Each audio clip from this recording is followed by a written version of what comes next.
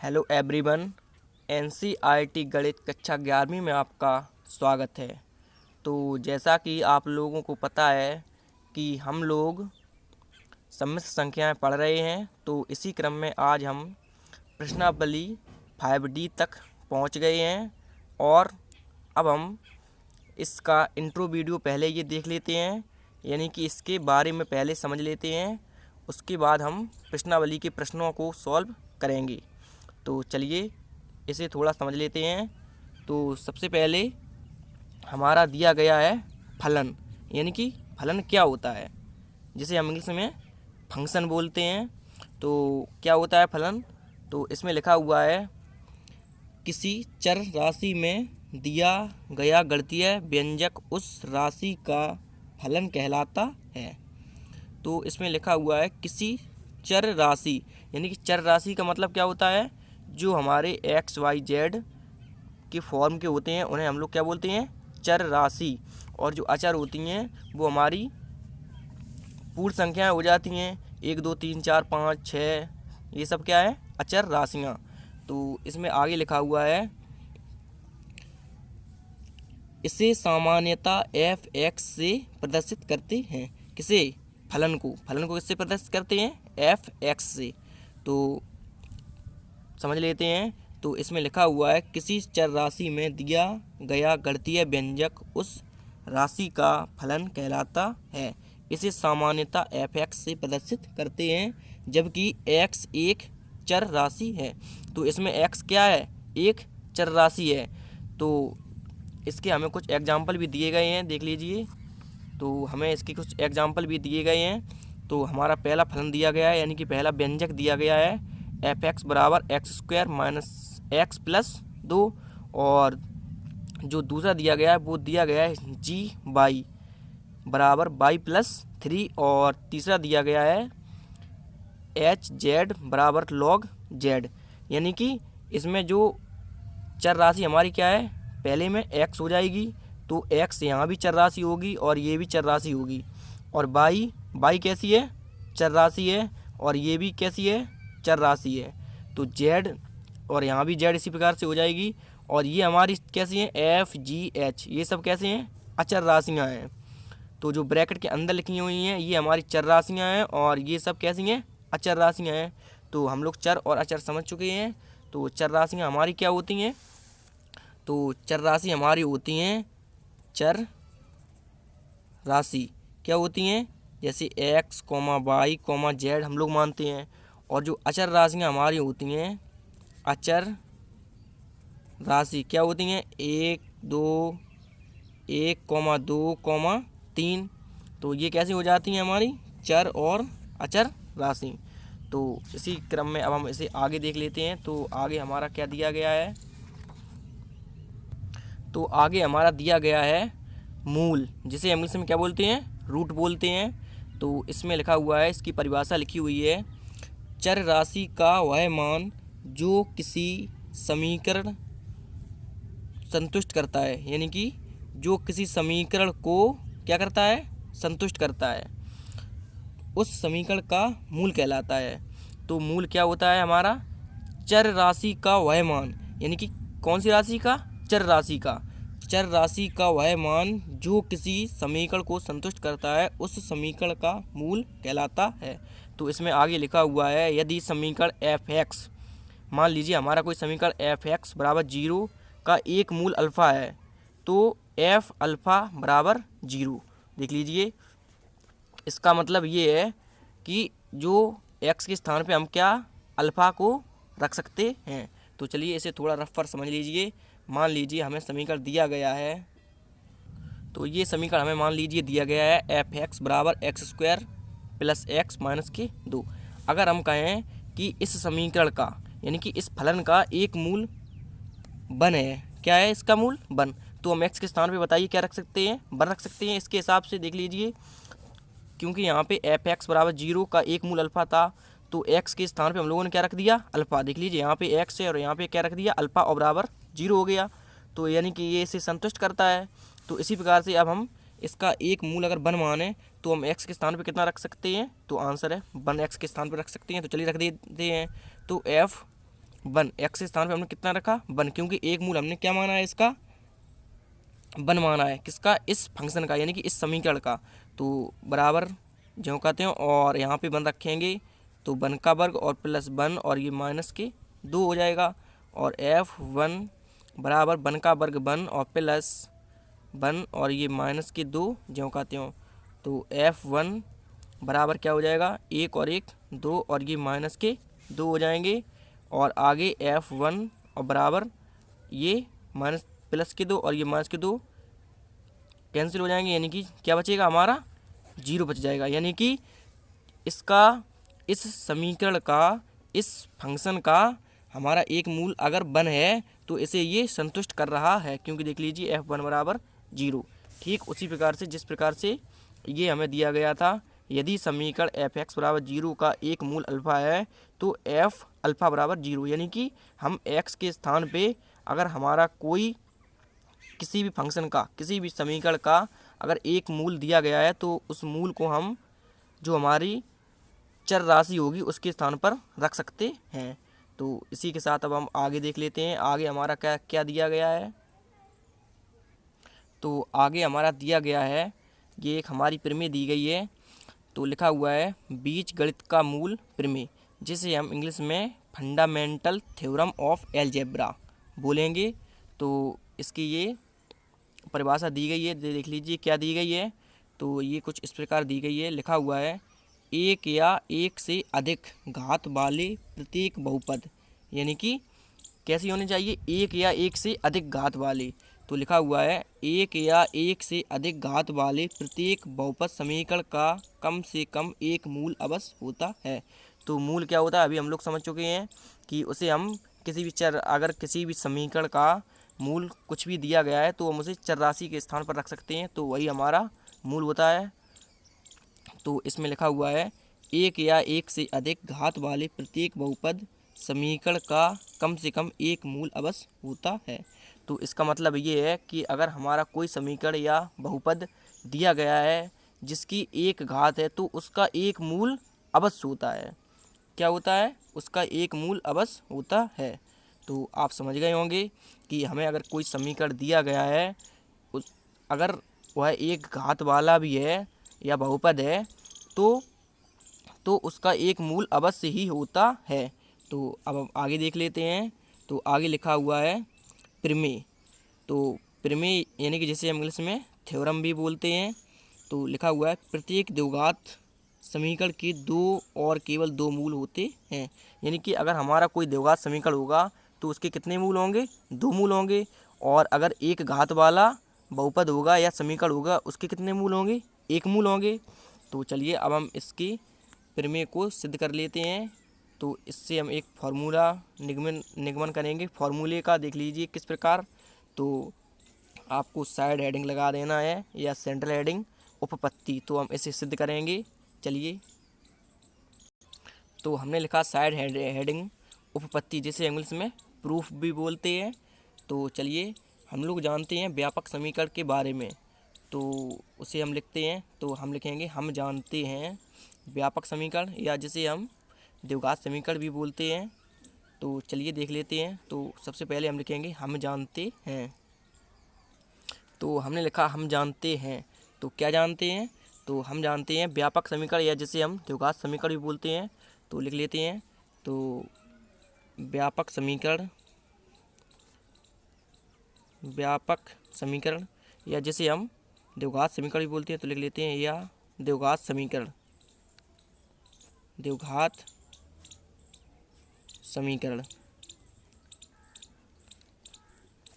तो क्या होता है हमारा द्विघात समीकरण, तो वो कुछ प्रकार होता है A X square plus B X plus C बराबर जीरो। ये हमारा द्विघात समीकरण होता है, जिसे हम क्लास 10th में 9th में पढ़ चुके हैं। तो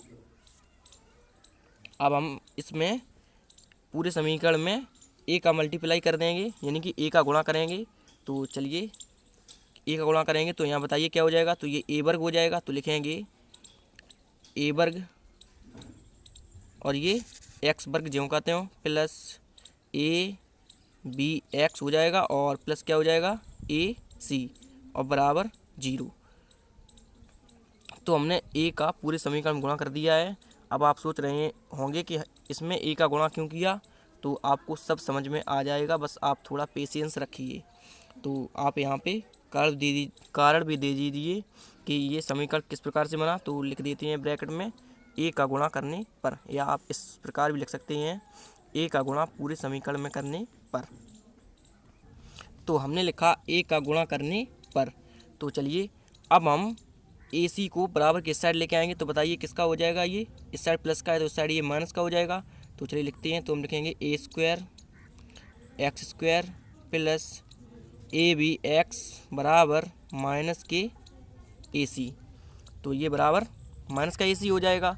तो अब हम इसमें क्या करेंगे, तो अब हम दोनों पक्षों में b/2, यानी कि यहाँ पे देख लीजिए x गुणांक का आधा का वर्ग, तो इसका x का गुणांक क्या है b, तो b का आधा बताइए कितना हो जाएगा b/2। तो उसका क्या करेंगे, वर्ग करेंगे, उसका वर्ग करके दोनों पक्षों में जोड़ देंगे।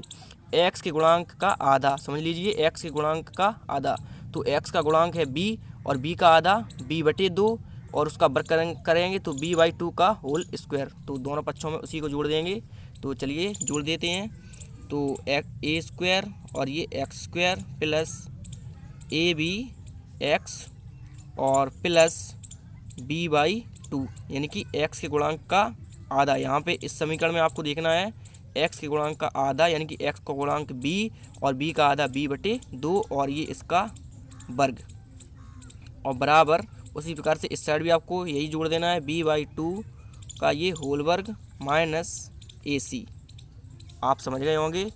आप चाहें तो ब्रैकेट में लिख भी सकते हैं कि b/2 का वर्ग करके दोनों पक्षों में जोड़ने पर।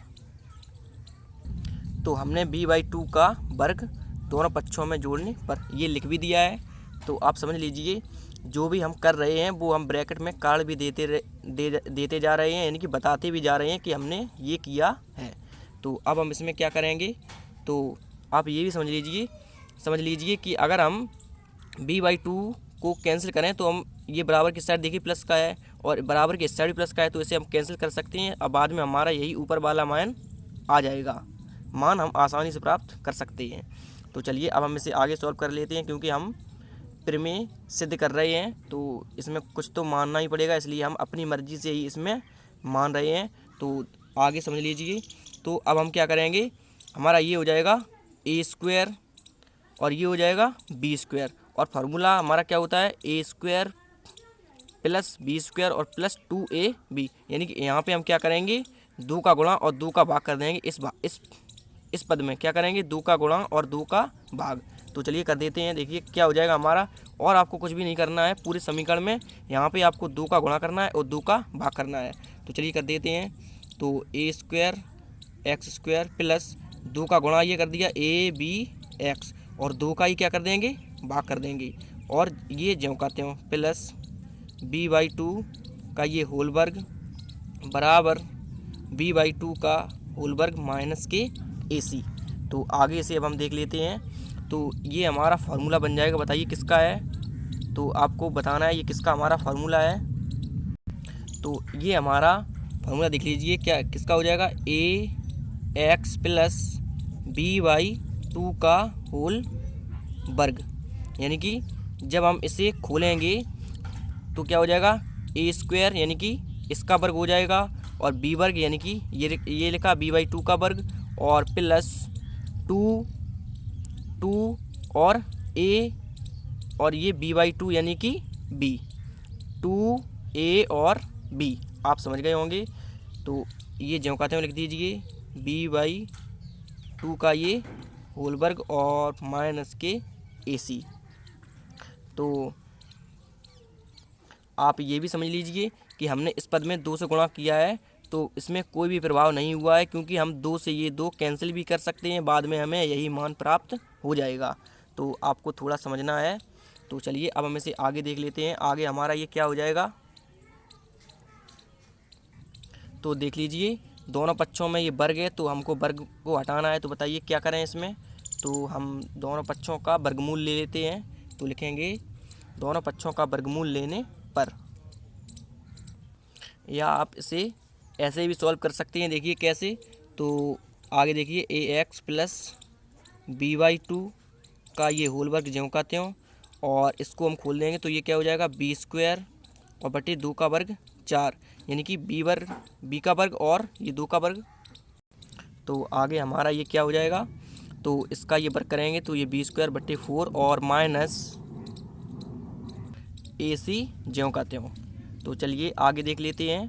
तो अब हम 4 का गुणा इसमें करेंगे, यानी कि इसे आगे और सॉल्व करेंगे तो 4 का गुणा इसमें करेंगे तो ये क्या हो जाएगा b² माइनस के 4AC। तो चलिए लिखते हैं, तो ax प्लस b/2 का ये होल वर्ग बराबर b² और 4 का गुणा इसमें करेंगे तो माइनस 4AC और बटे 4 ज्यों का त्यों। चलिए और इसे आगे देख लेते हैं। तो आगे अब हमारा क्या हो जाएगा, तो देख लीजिए इस साइड ये वर्ग है तो इस साइड क्या हो जाएगा वर्गमूल। देखिए कैसे, ax प्लस b/2 बराबर इस साइड ये अंडर रूट आ जाएगा, अंडर रूट का साइन इस साइड से हम ये वर्ग को हटाएंगे तो इस साइड ये अंडर रूट का साइन लग जाएगा। तो अंडर रूट क्या हो जाएगा b² माइनस के 4AC और बटे 4। तो आगे देख लेते हैं। तो 4 का वर्गमूल क्या हो जाएगा 2 हो जाएगा। चलिए लिख देते हैं, तो ax प्लस b/2 ज्यों का त्यों बराबर, तो ऊपर वाला अंडर रूट में ज्यों का त्यों बचेगा b² माइनस के 4AC और बटे 2। तो 4 का वर्गमूल कितना हो गया 2। अब ये ऊपर अंडर रूट ज्यों का त्यों b² माइनस के 4AC। तो आगे देख लेते हैं। तो देख लीजिए हमने ये इसका ये वर्ग हटाया तो इस साइड ये वर्गमूल आ गया, तो ये प्लस माइनस में होगा, किस में होगा प्लस माइनस में हो जाता है। आप लोग जानते ही हैं कि जब भी हम किसी भी संख्या का इस साइड ये वर्गमूल लेते हैं, यानी कि इस साइड का वर्ग हटता है तो इस साइड ये अंडर रूट आता है और ये प्लस माइनस, तो प्लस माइनस भी आपको साथ में लिखना है। तो आगे से अब हम सॉल्व करते हैं। तो b/2 को अब हम बराबर के इस साइड लेके आएंगे तो बताइए किसका हो जाएगा माइनस का हो जाएगा, क्योंकि इस साइड प्लस का है तो इस साइड माइनस का हो जाएगा। तो लिखेंगे इसे ax बराबर क्या हो जाएगा ax बराबर ये प्लस का है तो ये माइनस के b/2 और ये प्लस माइनस ज्यों का त्यों और अंडर रूट b² माइनस के 4AC और बटे 2। तो इसे आगे देख लेते हैं। तो अब हम इसका LCM लेंगे तो क्या हो जाएगा बताइए, तो ax बराबर इसका LCM 2 आ जाएगा, यानी कि लासा 2 ही इसका होगा, और माइनस के b प्लस माइनस ये ज्यों का त्यों b² माइनस के 4AC। यानी कि जब हर समान होते हैं तो ऊपर ज्यों का त्यों हो जाता है, या प्लस है तो प्लस, और यहाँ प्लस माइनस थे तो हमने ये दोनों प्लस माइनस लिख दिए हैं। तो इसे आगे देख लेते हैं। तो ये क्या है x के गुणा में है, तो हम इसे बराबर के इस साइड लेके आएंगे तो किस में हो जाएगा ये भाग में हो जाएगा। तो x बराबर माइनस के b plus minus under root b² minus 4AC और बटे 2, और ये a भी आ जाएगा भाग में, तो ये a ज्यों का त्यों। तो अब देख लीजिए यहाँ पे प्लस का साइन लगा हुआ है और माइनस का भी साइन लगा हुआ है, तो हम इसे एक बार प्लस में भी लिख सकते हैं और एक बार माइनस में भी लिख सकते हैं। देखिए कैसे, तो हम इसे लिख सकते हैं x बराबर माइनस के b, तो केवल प्लस साइन लगा सकते हैं, plus under root b² minus के 4AC और बटे 2a, और एक बार हम माइनस साइन भी ले सकते हैं। देख लीजिए, यानी कि इसे हम a करके लिख सकते हैं x बराबर माइनस b और माइनस, यहाँ देख लीजिए हमने प्लस लिया था और यहाँ केवल माइनस साइन ले रहे हैं, माइनस अंडर रूट और ये ज्यों का त्यों माइनस 4AC और बटे 2a। तो अब हम इसे संयुक्त करके लिख देते हैं, यानी कि ऐड करके लिख देते हैं। तो जब हम इन दोनों को ऐड करेंगे तो क्या आ जाएगा हमारा, यही आ जाएगा। देखिए x बराबर minus b plus minus under root b² minus के 4AC और ये बटे 2a। तो यही हमें सिद्ध करना था। यही प्रमेय हमें सिद्ध करना था। तो आप लिख सकते हैं यही हमारा कौन सा है, द्विघाती